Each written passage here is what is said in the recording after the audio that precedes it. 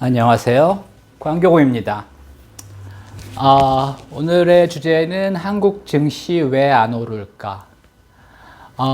작년 말부터, 연초부터 금년 5월까지 한국 증시는 0.7% 하락했습니다. 뭐 중간에 조금 오른 적도 있지만 결국은 다시 하락해서 마이너스 0.7%의 수익이 났습니다. 코스피 기준입니다. SK하이닉스, 현대차, 기아 등만 올랐고 나머지들은 뭐 다 지지부진합니다. 지난 5년간 한국 시장이 얼마나 올랐냐 하면요. 20% 올랐습니다. 5년에 20%. 이거는 이제 수수료가 빠지지 않은 거죠. 근데 여기 수수료 한 5년간 수수료면 뭐 한 5 내지 10% 되죠. 그러면 실제로 남는 게 없는 거죠. 지난 10년간도 마찬가지입니다. 38% 올랐습니다. 여기서도 뭐 수수료가 최소한 연간 1%만 쳐도 10% 빼야 되니까 28%밖에 안 되는 거죠. 그러니까 수익률이 거의 저조합니다. 반면에 이제 미국 증시는 어땠냐 하면요. 올해 5월까지 다우존스는 지난번에 제가 좀 그 계산 방식이 좀 다르다고 말씀드렸죠. 30종목 평균으로 하기 때문에 2.6% 올랐습니다. 뭐 다우존스는 그렇게 좋지는 않습니다. 근데 이제 요즘은 나스닥이 이제 미국의 주력이죠. 그래서 나스닥이 11.5% 올랐고 필라델피아 반도체 지수는 22.7% 올랐습니다. 지난 5년간 나스닥 기준으로 뭐 이제 다우존스나 뭐 다른 것도 이제 대동소이한데 하여튼 나스닥 기준으로 했습니다. 저는 나스닥이 제일 중요하다고 생각하기 때문에 지난 5년간 나스닥은 87% 올랐고요. 괜찮은 거죠. 연간 한 뭐 17, 18% 정도 되는 거니까. 그 다음에 이제 지난 10년 동안은 253% 올랐습니다. 뭐 연간 20% 이상 오르는 거니까 괜찮죠. 그 다음에 이제 제가 QQQ가 있고 TQQQ가 있다 그러죠. QQQ는 이제 나스닥 100에 투자하는 ETF고 TQQQ는 이제 QQQ의 3배 레버리지입니다. 지난 5개월 동안 23% 올랐고요. 5년 동안 398% 올랐고요. 그 다음에 10년 동안 2024% 올랐습니다. 그 다음에 이제 필라델피아 반도체 지수를 벤치마킹하는 ETF가 이제 SOXX죠. 그리고 그거의 3배 레버리지가 이제 SOXL인데 하여튼 뭐 SOXX도 뭐 수익률이 좋습니다. 근데 하여튼 SOXL 제가 이제 SOXL을 투자하기 때문에 말씀드리면 지난 5개월간 54% 올랐고요. 그 다음에 지난 5년간 587% 올랐고 지난 10년간 2800% 올랐습니다. 물론 이제 과거에 이렇게 올랐다고 앞으로도 뭐 이렇게 오르는 건 아니지만은 하여튼 뭐 미국 증시는 그동안 몇 번 크래시한 적이 있지만 그런 기간을 빼놓으면은 뭐 이런 식으로 이제 순항을 했습니다. 네. 근데 이제 우리나라는 왜 이렇게 지지부진하냐.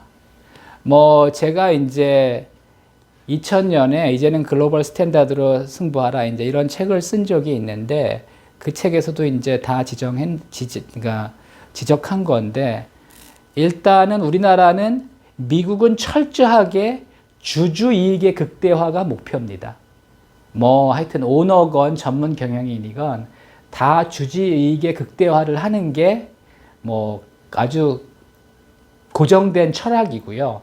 그래서 오너건 전문 경영인이건 주주이익을 극대화하기 위해서 경영을 합니다. 그래서 이제 배당도 많이 하고 자사주도 많이 사줍니다. 근데 이제 우리나라는 대주주 중심의 경영이죠. 우리나라 대주주들은 주주이익의 극대화보다는 뭐 하여튼 자기 자산의 증가, 또 사세, 그룹의 그 확장 이런 거에 이제 목표가 돼 있죠. 이제 문어발 확장이라고 이제 썼는데 하여튼 뭐 최근에도 그렇습니다. 과거보다는 좀 덜한데 최근에도 넷마블 게임 회사가 코웨이 정수기 회사를 인수했죠. 사실은 뭐 이제 오너 입장에서는 포트폴리오를 하여튼 분산 투자를 한다고 볼 수도 있지만은 그게 이제 그 자금이 IPO해서 이제 주주들한테 긁어 모은 돈이거든요. 그 돈을 게임 개발하는데 안 쓰고 아니면 게임 회사 인수하는데 안 쓰고 정수기 회사를 인수했죠. 또 최근에 이제 한국 타이어는 한원 시스템을 인수했죠.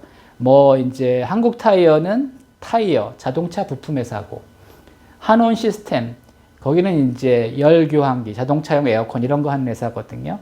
둘 다 뭐 자동차 부품이라는 면에서는 공통점은 있지만 전혀 다릅니다. 타이어 팔러 갔다가 에어컨도 사시죠. 자동차 에어컨도 사시죠.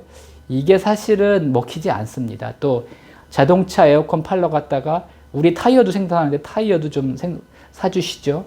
사실 좀 말이 안 됩니다. 그러니까 대주주의 욕심일 뿐입니다. 또 배당도 최근에 많이 개선됐습니다. 최근에 뭐 분기 배당 하는 회사도 있고 배당 수익률 5% 넘는 회사들도 있고 많이 좋아졌는데 뭐 여전히 배당에는 인색합니다. 특히 한국타이어 같은 경우 뭐 배당은 1% 주면서 그 또 이제 그 계열사 확장하고 계열사 뭐 하여튼 다른 회사 인수하고 그것도 이제 핵심 그 경쟁력 그러니까 핵심 그 업종도 아닌 쪽에 이제 경영하고 이런 식들이 뭐 아직도 그렇죠. 이게 하루아침에 이렇게 변하지 않죠. 그 다음에 뭐 삼천리 작년에 이익 많이 났는데도 배당은 안 늘리죠. 뭐 이런 회사들이 때문에 주가가 오르기가 어렵습니다. 그 다음에 우리나라는 자체적으로 경기 변동성이 심합니다. 그러니까 반도 국가고 또 무역 의존도가 높다 보니까 이제 경기 변동성이 심하고 그러다 보니까 이제 경기 변동에 따라서 주로 이제 단타를 하죠.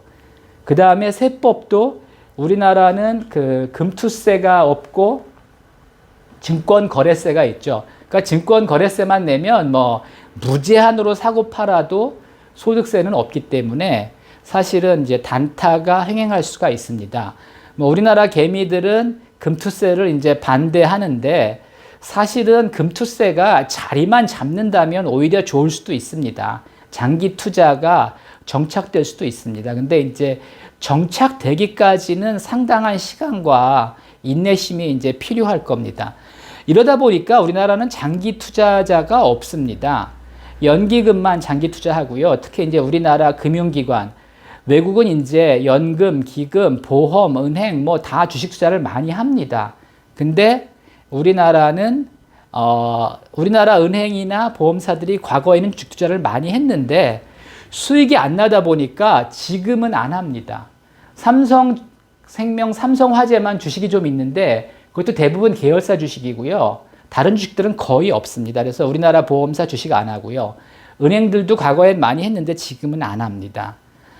연기금만 이제 장기 투자 세력으로 남아 있고 또 우리나라 연기금은 그렇게 진짜 순수하게 장기 투자하기보다는 여전히 이제 실적에 연연하다 보니까 여기도 이제 단타를 많이 칩니다. 그래서 사실은 LG 에너지 솔루션 같은 거를 이제 사야 되는데 사는 건 맞는데 그렇게 급하게 살 이유는 없었는데 이제 뭐 몇몇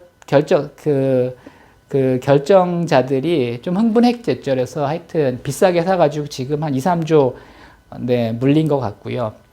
이렇게 시장이 안 되다 보니까 증권사 직원들이 먹고 살기 어렵습니다. 과거에도 그랬고 지금도 뭐 큰 차이가 없습니다. 그러다 보니까 증권사 직원들이 뭐 하냐? 작전하는 겁니다. 그 다음에 이제 테마주 단타하는 거고요. 그러니까 작전 어떻게 하느냐? 뭐 증권사 직원 여럿이 모여서 그 강남 사모님들 돈 모아가지고 그 주식을 이제 끌어올리죠. 그래서 끌어올려서 자기들은 이제 팔고 나오죠. 그래서 뭐 성공하는 경우도 있고 실패하는 경우도 있지만 그래서 우리나라는 작전주와 테마주가 굉장히 강합니다. 그래서 우리나라에는 세력가치라는 말이 있죠. 그러니까 작전 세력이 붙으면 주가가 높고 작전 세력이 안 붙으면 주가가 낮다는 거죠. 그래서 하여튼 우리나라 증시 현실이 이렇습니다. 그래서 제가 이제 다른 영상에서도 말씀드렸지만은 한국 주식보다는 미국 주식이 유망하고요. 미국 주식도 이제 개별 종목을 투자하는 거는 굉장히 어렵습니다. 정보도 부족하고 그 미국 주식이 잘 오르지만 실적이 안 좋으면 뭐 하루에도 반토막 나는 경우가 굉장히 많습니다. 그래서 그 개별 종목은 좀 조심해야 되고요. 저는 일반적으로 뭐 하여튼 SPY나 QQQ나 SOXX를 추천하고, 뭐 지난번에도 말씀드렸지만은 요거는 이제 3배 레버리지 펀드인데 리스크 관리가 이제 가능하신 분들은 이런 거 하면 좋습니다. 이게 지수 연동 레버리지이기 때문에 위험할 것 같지만 그렇게 위험하지는 않습니다. 참고하시기 바랍니다.